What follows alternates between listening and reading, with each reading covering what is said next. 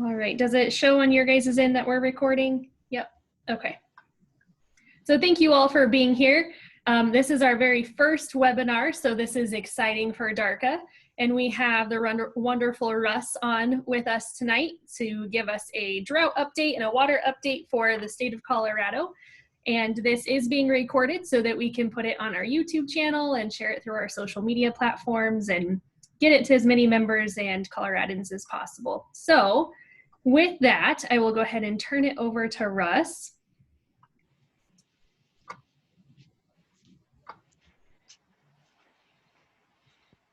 Let's see. Do you want me to hit share screen then?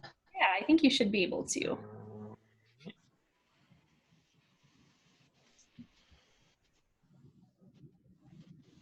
See my screen now? We can. Okay. Let me put it into slideshow and make sure that still works. Are we still good? Looks good. All right. Now, I would like to make a comment. I see Joan Chavez on there. Joan Chavez is with the Grandview Irrigating Ditch Company,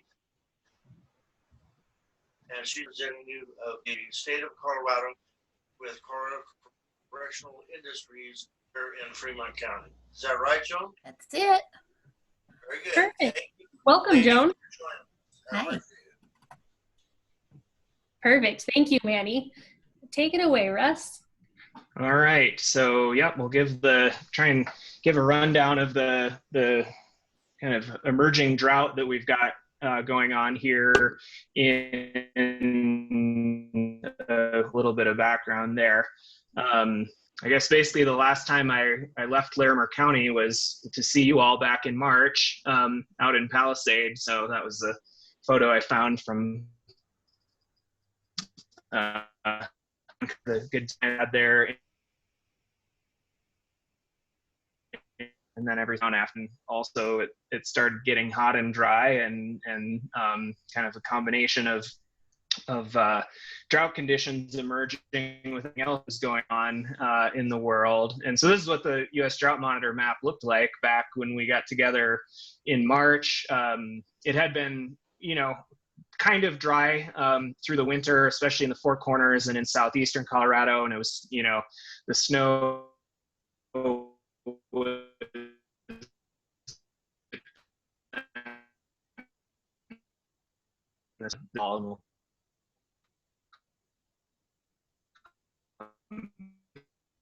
and quite a map that came out.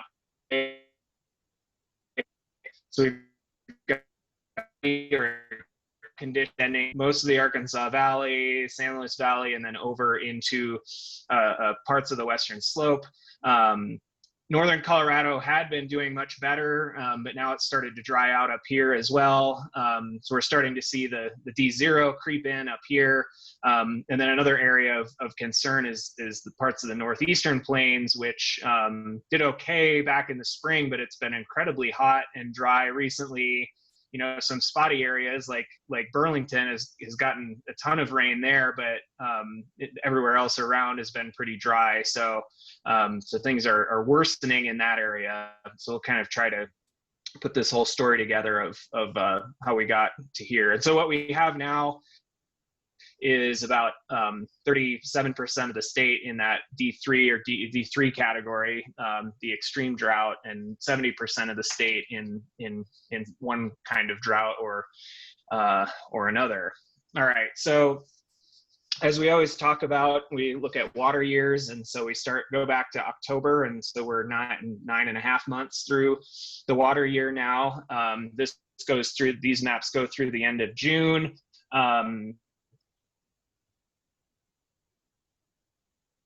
Precipitation month period, so the dark reds are where it's been very, very dry, record dry in a few spots through October through June. The orange has been quite dry, and then the northern mountains have been in okay shape through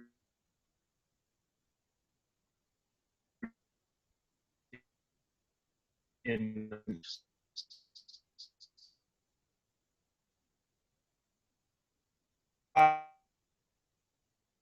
slow everywhere, lanes, it's cooler than normal, in South Park there with the wind.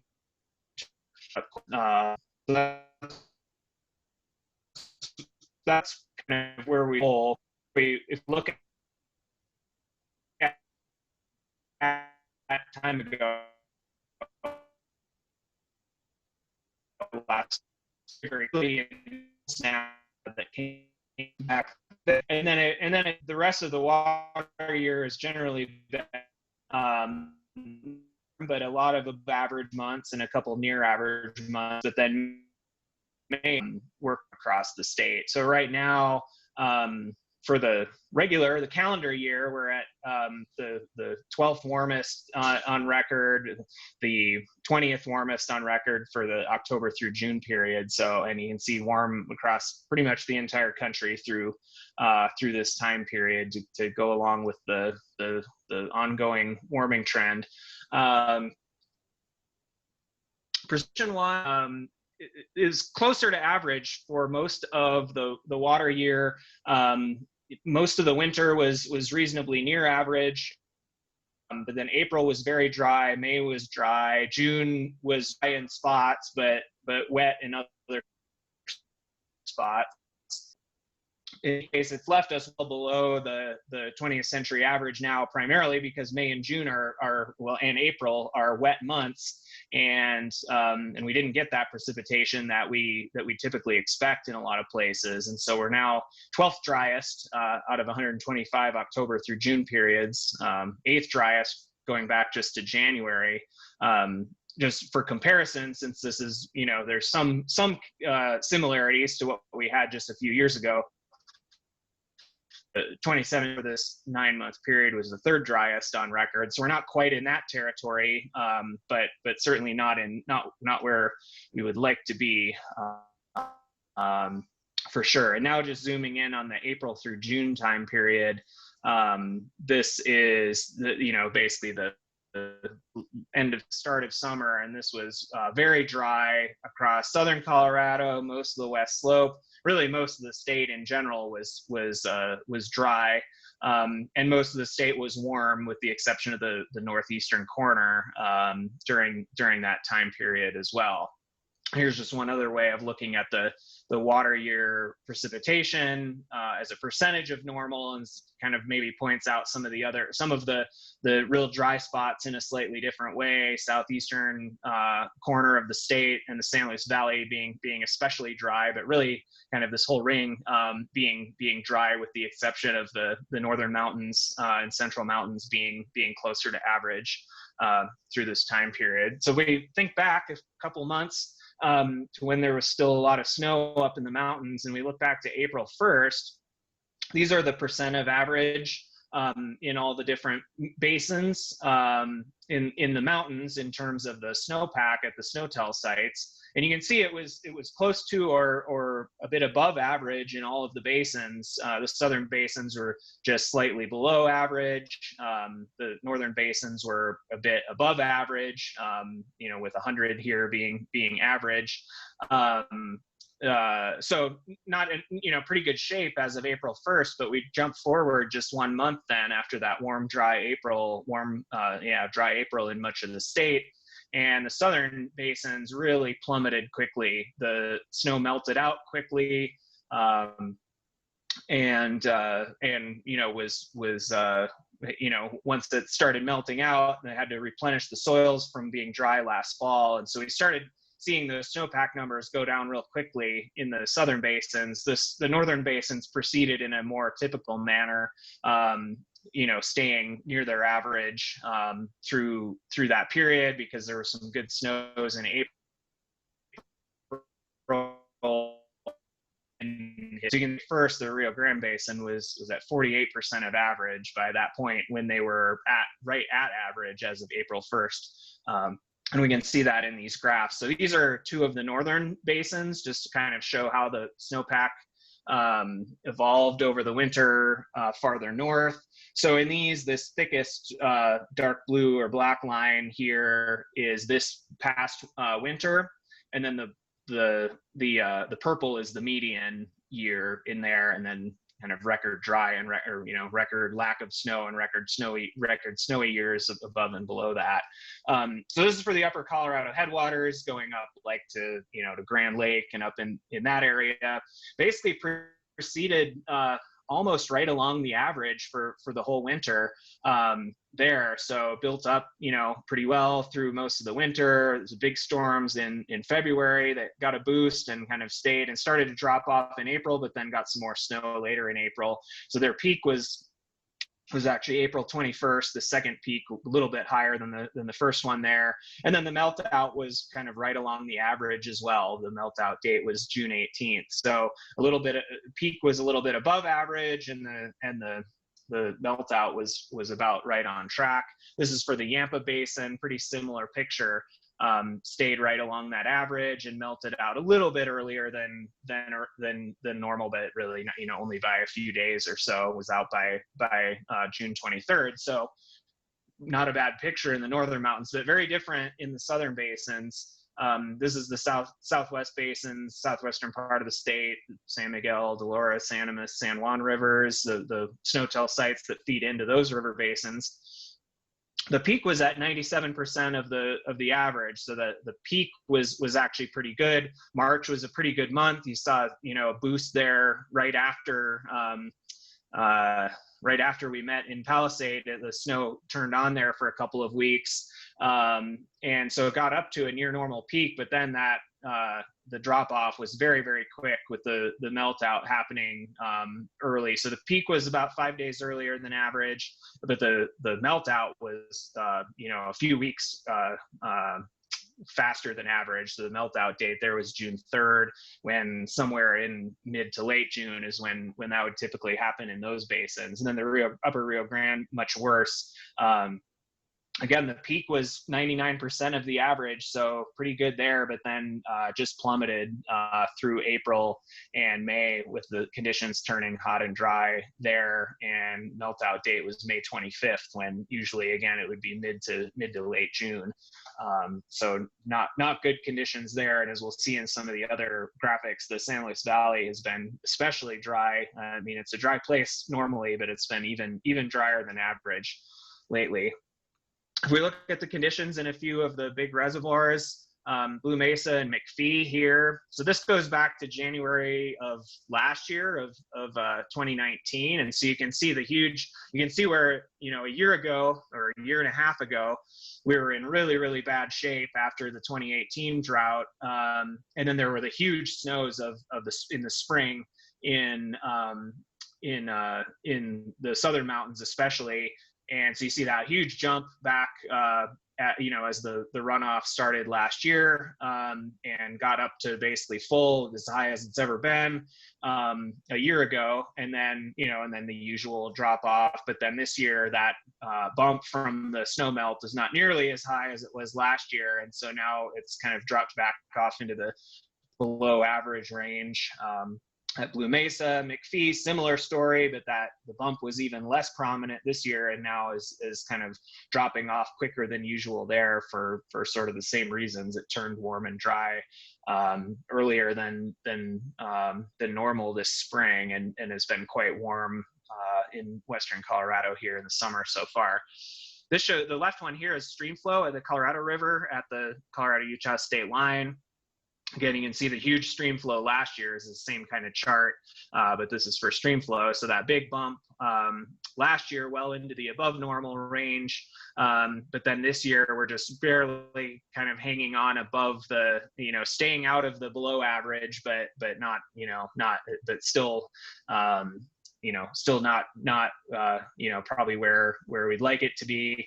And then now dropping off, and it is in that below normal range now as we get into the summer here. And then looking downstream to Lake Powell, that boost from that huge snow year last year just wasn't, I mean, it was good, but it didn't get it didn't even get it back into that green band in the chart here from all of the snow last winter. And then clearly this winter, barely a boost at all there from the runoff, and is kind of getting down into that dangerously low category there, or at least lower than, in the very low conditions with respect to its average there.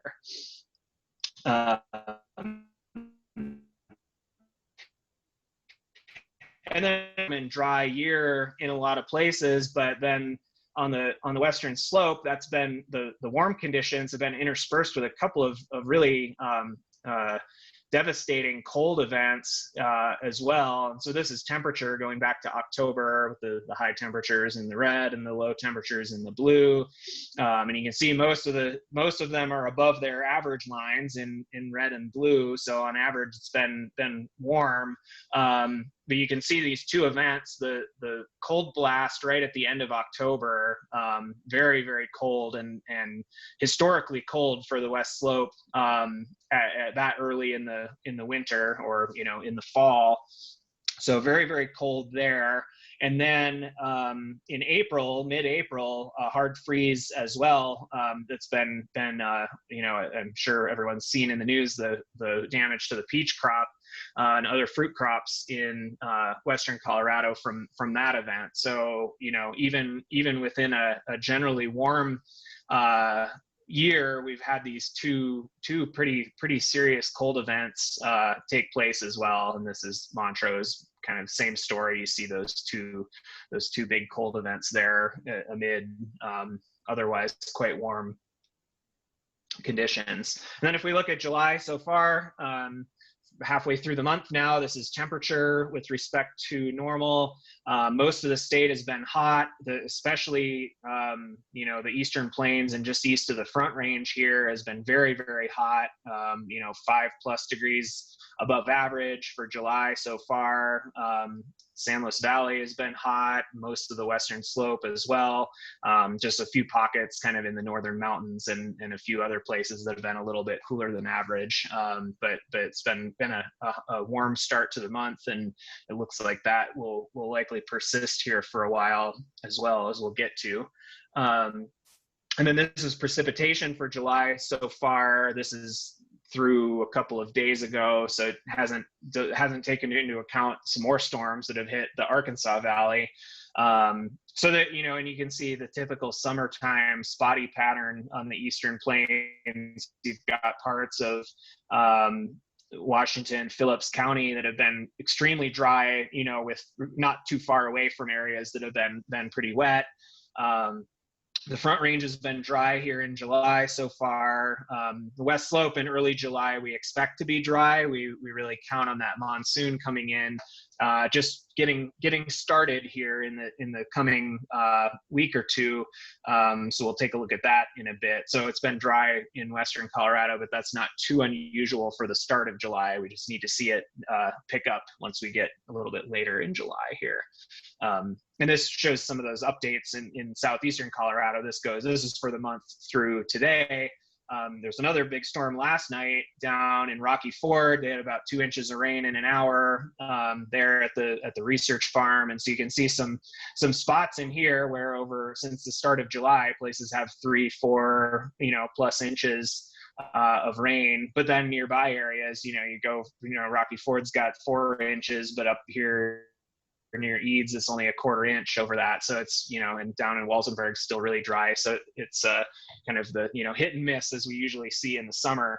The missed places have missed a lot, it seems, thus far. We'll hope to turn that around. I want to highlight some data from the COAGMET Network that our office runs, because I think it tells the story here for ag type situation pretty well. Just to give you a reminder, here's what the map looks like. Saw Kevin's here on the call. We're still trying to fill in that gap down here. We had a couple other leads down there, and then the COVID hit and we can't travel anywhere and anything, so we'll see. But if you still have somebody down there that wants a station on their property, let us know. And if you're interested in the data, there's the website. Well, one thing we've been doing, and I'll show this here in just a second, is making a lot of new maps. I mean, most people, ag producers who want to know about ET or how, irrigation planning on their property are still going to want to look at some of these other links that have the station data or the ET data for that particular station. But we also like to kind of zoom out and look at the map as well. So it's just, and we also have new, some kind of slick new graphics for the the hourly data or the 5-minute data that are interactive, and you can kind of run your mouse or your finger on your phone over the temperature and see what it was at a particular time at whatever station you're interested in. So we've been building up quite a bit of that. So here's an example of one of those maps. This is precipitation at our stations going back to April 1st. And so you can see, the Eastern Plains. I mean, in this map, it looks fairly wet, but this is the core time of year for precipitation on the Eastern Plains. And some of these spots up in northeastern Colorado with, only 3 inches in that time period is actually quite a bit less than the average. And then you go down to south, the Four Corners, it's especially dry, and parts of the West Slope very dry as well.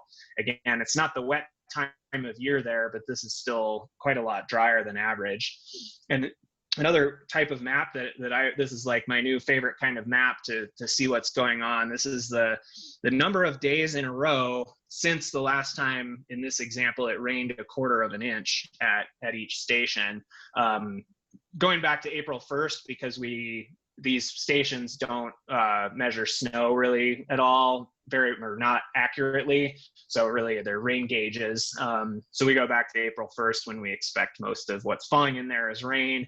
But you can see all these 105s out in southwestern Colorado. That's how many days it's been since April 1st. And so there hasn't been a day with 1/4 inch of rain going back that far. And probably even farther in some spots. But then you can see southeastern Colorado,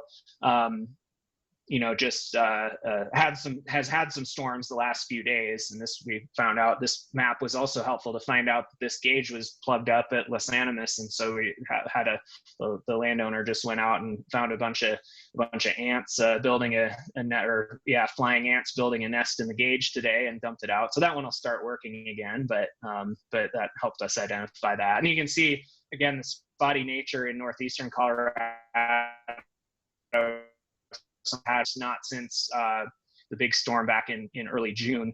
And so you can kind of see that. And San Luis Valley, these particular stations had a 1/4 inch rain back in back in June or May, but the Alamosa airport hasn't had a day with 1/4 inch of rain since last September.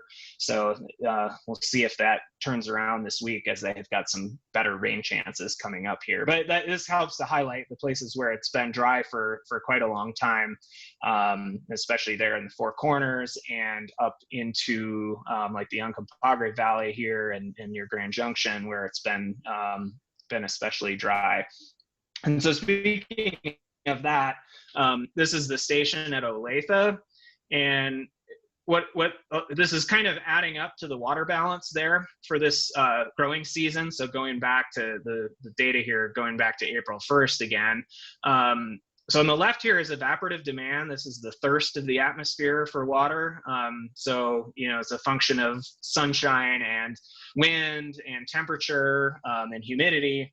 And so the red here is the maximum, since we've had this station in there, I think, since 1992. And the red through most of this period is 2018. So people out that way certainly remember two summers ago how hot and dry it was. This year is in blue, and it's basically tracking right along the 2018 track there at Olathe so far. Precipitation isn't quite as low as it was in 2018, but still quite low. And so the water balance as a whole is basically tracking right along the 2018 track, and that's not the path that you want to be on there. And this shows the the sort of record of that evaporative demand through July 15th or July 10th through this part of the summer, going back to the station installation in 1992, and you can see 2018 and then this year 2020 being the highest by a big margin there at Olathe. It's not quite this bad everywhere on the western slope, but I think this is representative of some of those spots that just haven't gotten any rain and have been very, very warm. Kind of goes in a few other different spots. This is Haxton up in northeastern Colorado.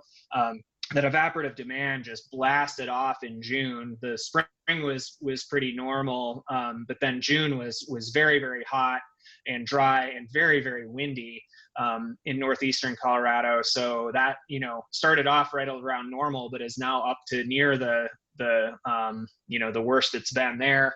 Rainfall, not record level bad, but not so good either. And so as you can see, the water balance has really plummeted there from pretty average conditions in May down to, quite bad, among the worst few years up there. So certainly conditions have worsened very rapidly in northeastern Colorado in the last 6 weeks or so with the hot, dry, windy conditions. Some spots have gotten some rain, but others, like Haxton, have not.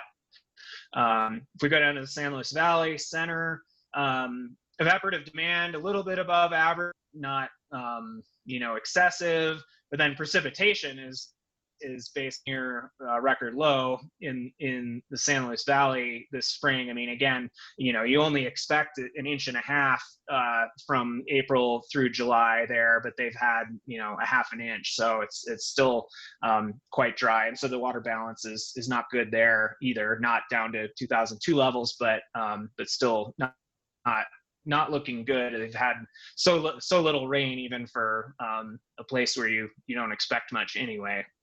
And then lastly, Lamar, southeastern Colorado, was tracking again pretty normal through May, and then June again blasted upward for that evaporative demand.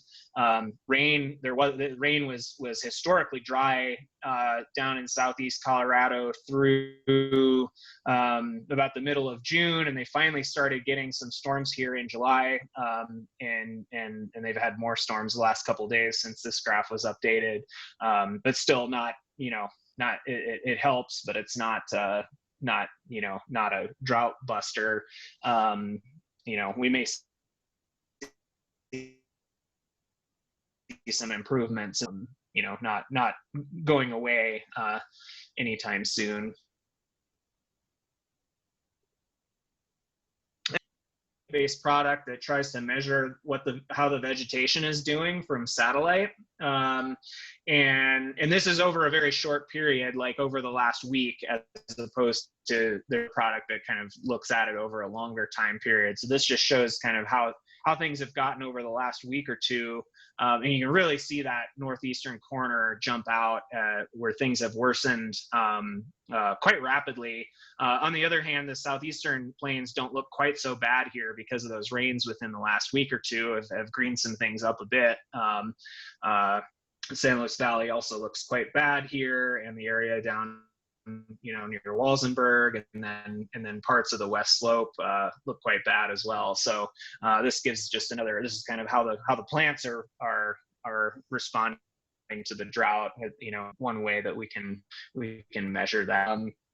I'd throw this in too. It doesn't have to do with water, but it was certainly a notable couple of weather events that we had back in early June. We've actually had a slow year for tornadoes and hail, which I think is probably a good thing for a year where we have to take such other measures of distancing and so forth. So to not have to worry too much, that has been a lot of strong farm winds. There the storm that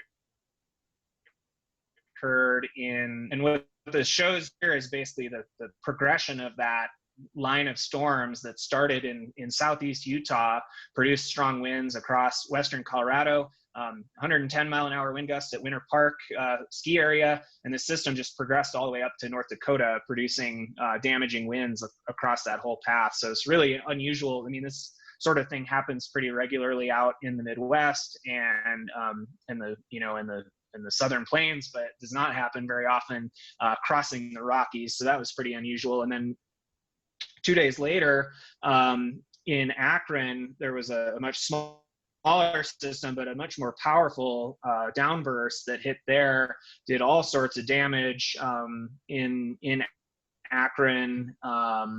There was a measured wind of 113 miles an hour at one of the USDA research sites there. So that was a big cleanup effort then that occurred that had to take place there in Akron. But from what I heard, everybody kind of banded together and cleaned up the damage there.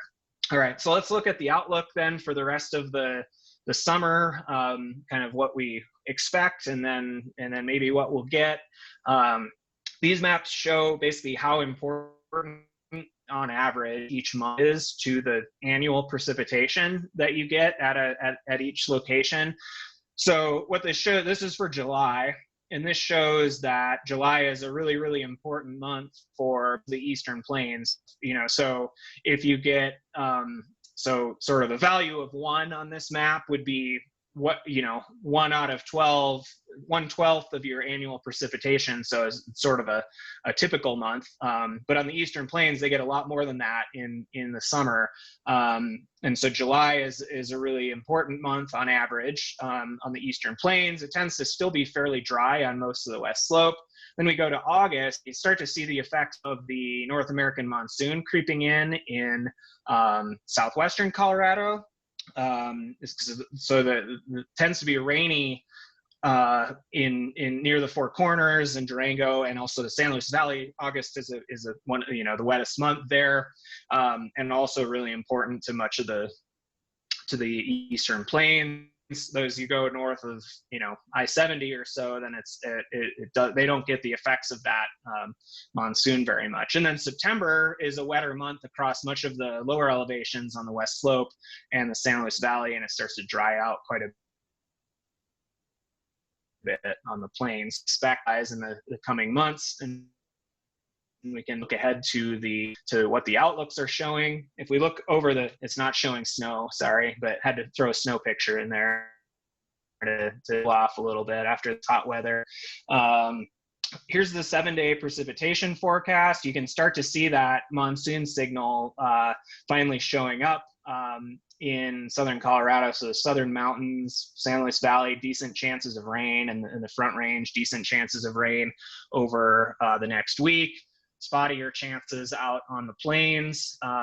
Not much expected in Grand Junction northward over the next week or so. We look out beyond that, 8 to 14 days. So this is July 24th through the 30th. Conditions are expected to remain warmer than especially plains and up into the Midwest.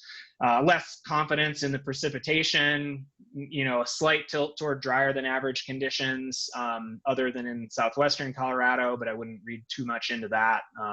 So not very high confidence there. The likelihood that it's going to be warm is much more confident there. And then towards the fall and toward the winter, in terms of El Nino, right, in neutral conditions.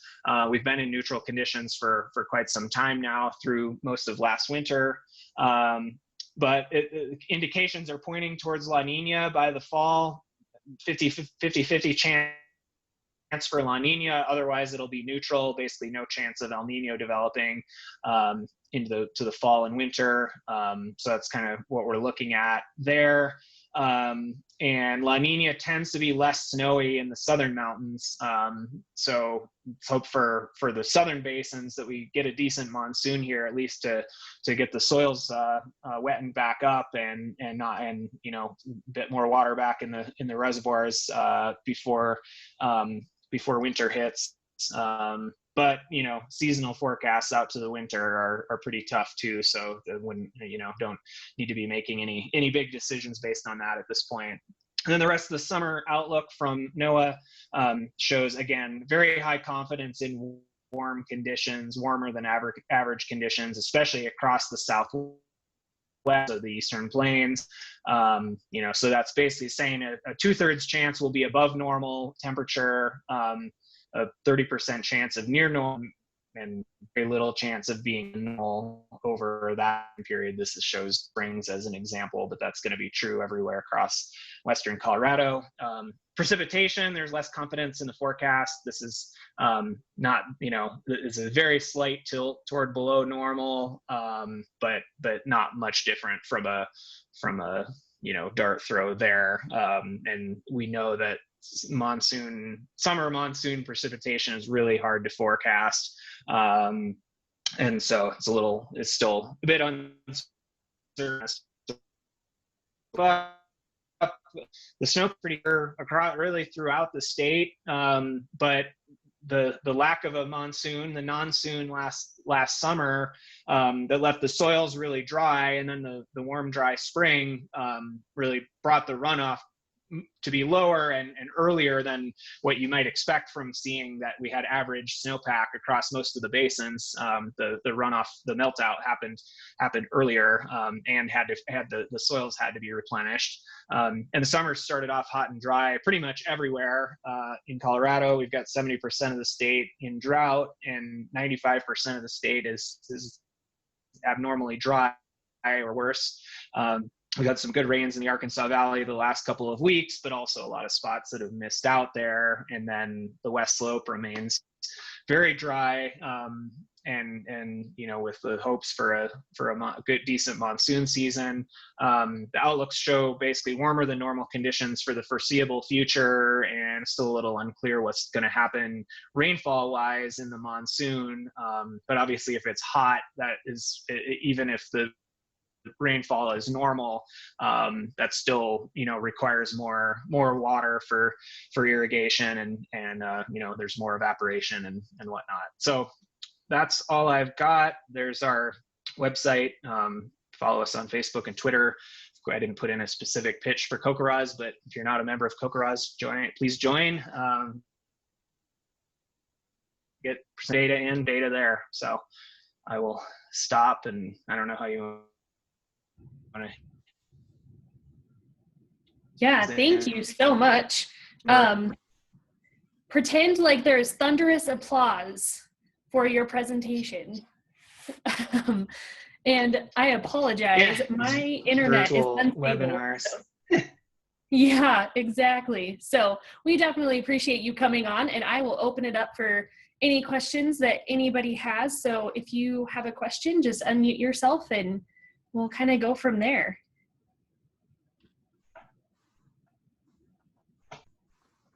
Hi, Russ. It's Dawn Jewell, South Platte Basin, DARCA board member. I just wanted to say thank you. We haven't seen a lot of presentations like this with the lack of conferences happening. So this is the first presentation for statewide that I've seen since our March presentation back in state.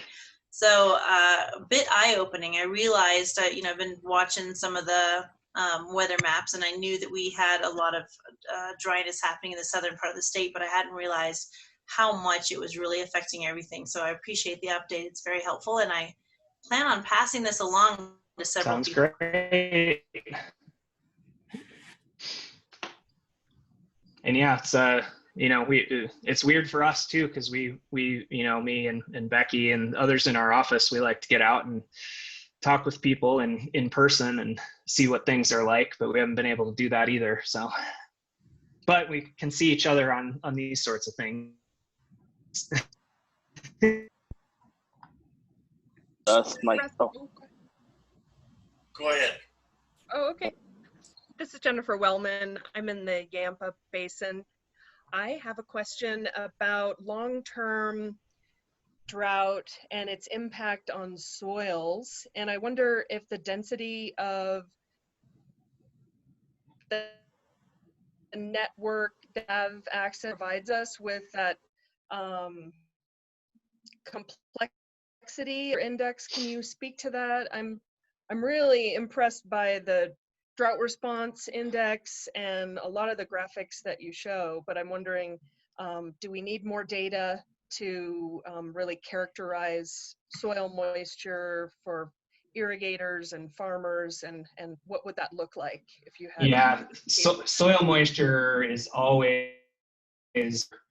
that. It's probably the hardest thing to measure because, like you said, it's you know, you could go from one side of a field to the other and it could be different, let alone from, you know, different soil types that you might have within an area. So we've been working on installing soil moisture sensors at some of the COAGMET stations.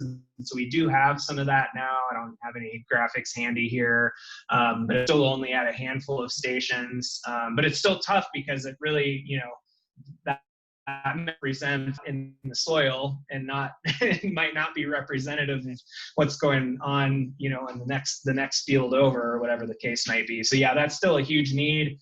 The satellite products are starting to you know, fill in some of that. So like the Quick Dry and the Veg Dry that you know, take these measurements from space and try to see. I mean, in that case, it's not measuring the soil directly, but it's you know, the plants are responding to the soil, so it's sensing that. There's another satellite soil moisture sensor that's out there too that, you know, has some useful data. But yeah, that's probably the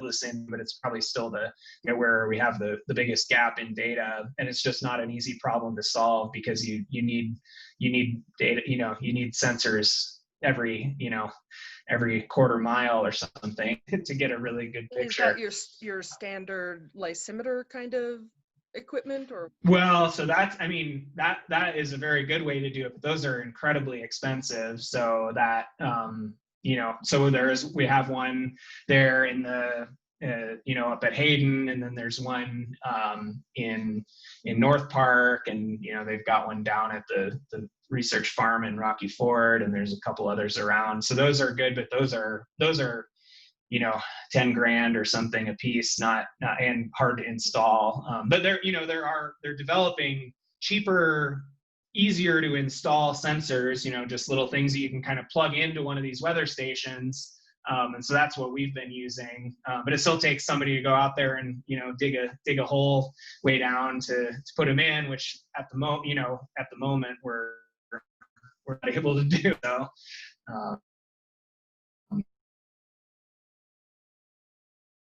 you know, like the valleys in northwestern Colorado is not very good either. Just this, you know, obviously not a lot of people living up there, and but also just it's, you know, it's remote and isn't a place where we've had a lot of you know, a lot of push to put in new stations. But it's an area we do have a couple of stations up there that were donated to us a few years ago, or I guess donated is the right word. They didn't, the people that were sponsoring them didn't need them anymore and said you can have them. But we haven't gotten to the point of getting that data flowing sort of in real time so we can see it yet. But anyway, they're development up in that part of the state. But it's, you know, everything's kind of on. Thank you. Russ, this is Manny, and very nice presentation. I really appreciate it, especially because it's statewide and not just one drainage or one of our like our South Platte. I would like, if you could, go back to like your second or third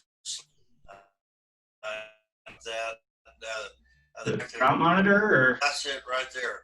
I want to know, is the red part of that slide, is that Mother Nature with her head and her muscle and her arm up? That is kind of what it looks like, isn't it? It's Mother Nature talking to us, and I didn't know if it was her right shoulder or left shoulder in there. That's her speaking her word out. Yeah, she's pointing right at, you know, the area, huh? Right.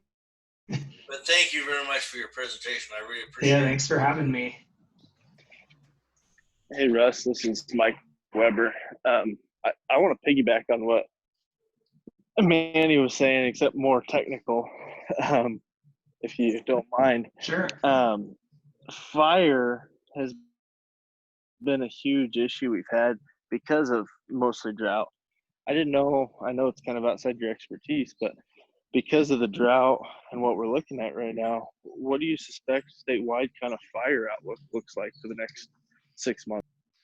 Yeah, I mean, I feel like we've honestly been pretty lucky this summer so far. You know, that like late June, early often start in the other bad years when they've started. That's been the time when it's really gotten going. And I mean, I don't know if it's because fewer people are out and about and it's, so their accidental fires aren't getting started or if we're just lucky or what, but but I think it's still going to be a concern, especially in Southwest Colorado for unless we get real good soaking rains in the monsoon. I think it's still going to be a concern for the next next couple months till I mean, we have seen a lot of grass fires down in southeast Colorado, but hopefully with all the rain they've had there lately, that'll be going down for now. I mean, I think we've all been really worried that it was going to be a really bad fire year, and obviously there have been some fires, but it hasn't been there haven't been any of these explosive ones like we saw in 2018 or 2012, 2002. So we may just be dodging a bullet a bit there, because I would imagine that condition forests are just as high as they were in those years, but we've been fortunate so far. And of course, the other concern now, as we're getting into late July, the other concern is the flash flooding off of those burn scars. I know down the Deckers fire last year down near Salida in that general area, there's been a lot of concern. Heavy rainstorm of getting a bad landslide kind of situation down there, and still from the spring fire 2 years ago as well. So that's the other thing that we're getting into the peak season for that to happen, if it's going to happen. Thank you for that. I appreciate I don't know if that really answers your question, but yeah, I'm punting a little bit too, because it's the fire details are a little bit outside of my area, but I've been tuning into things where we've been talking with the fire folks, and obviously we really hope for not to have a big one, because the firefighters, it's just a hard situation this year too. There have been some big fires down in Arizona, New Mexico, but we've been pretty lucky here, I think, all things considered so far. Hey Russ, this is Kevin, and hearing a term flash drought, can you give a layman's definition of what that is? Yeah, so it's kind of a new concept, I guess. It became got more attention in 2012, which was, that was kind of the epitome of a flash drought across, eastern Colorado, but really like the entire Plains, Midwest area. The idea of, I think traditionally the idea of drought is you go 6 months or 9 months or a year with less precipitation than you expect, and there starts to be demand. The demand exceeds the supply for water, and stream flows are down and things, and it's hard for farming, things like that. Whereas flash drought is basically, it's the idea is it's analogous to a flash flood. A flash flood compared to a river flood, right? Like a river flood kind of comes together over months and takes lots of things coming together for that to happen. A flash flood can happen very quickly in a smaller area. So it's sort of the analogous concept. Obviously, a flash drought still takes weeks or months, not hours. But I think that, so not a local example, but another prime example of flash drought was last fall in the Southeast, where like July, August, it just turned brutally hot and no rain. And, you know, they had great crops growing, and then, you know, they essentially failed really late in the summer because they had, you know, didn't get any of the moisture that they expected. I think, you know, we're kind of getting to the point of that a little bit in the northeastern plains, at least in spots. We had a couple of those weeks back in June where, you know, it was 50-mile-an-hour winds all day and hot and dry, you know, and that just sucks the moisture out of everything. And so it's kind of those, you know, you get a few weeks like that over the course of the summer without rain, then that's how that comes about. So I think it's probably a bigger concern in eastern Colorado, and an even bigger concern like out in the plains where there's more dry land farm. But yeah, it's basically, you know, the idea where you get these hot, dry, windy conditions, and it's not so much the lack of precipitation, although that's part of it. It's the evapotranspiration being strong and the heating so strong for you know, a month, say, and you go from being fine to being in a pretty bad drought in pretty quick. And yeah, I guess like Southwest Kansas there back in April, May, maybe was a bit of an example of that too. Although I didn't pay attention to all the details down your way. You probably have a better handle on that, but I know that went pretty quickly to even into the D4 category there for a bit. Yeah, and I think the drought monitor is probably showing a little better picture than what's actually out there. Yeah, and the drought monitor is, I mean, we've been discussing this a lot in our community over the last couple of years. It's honestly not built, it's not set up for that type of condition. Like the sort of things we look at usually aren't it's the longer term picture, not as much these to time scales. So I think, yeah, that was the same complaint that they had in Tennessee last, was showing, you know, conditions not being so bad, because if you looked at 6 months or a year worth of you know, what happened, it didn't look that bad, but for that like 1 or 2 months it was worse than it had ever been, and that's where it gets hard to you know, for them to pick the right color to put on the map in that situation. Well, thanks for that explanation. But certainly if, you know, folks locally, I mean, as always, if there's stuff, you know, in the drought monitor, or just, you know, that we might be missing, definitely don't hesitate to pass that along. If you're a COCORA's observer, you can do condition monitoring in there. Those reports are always super helpful. But you know, you can send an email or whatever too is good.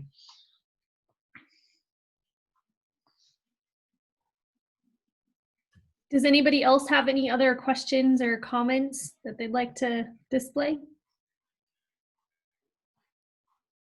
Perfect. Well, thank you again, Russ. We really appreciate you coming to present again. And like Don said, it's such a difference from when we saw you back in March. So we appreciate the update. In so many ways. In so many ways. You're right. And thank you all for joining us for our very first DARCA webinar, and we will see each other again in 2 weeks. So thank you all, and have a good rest of your night. All right, thanks.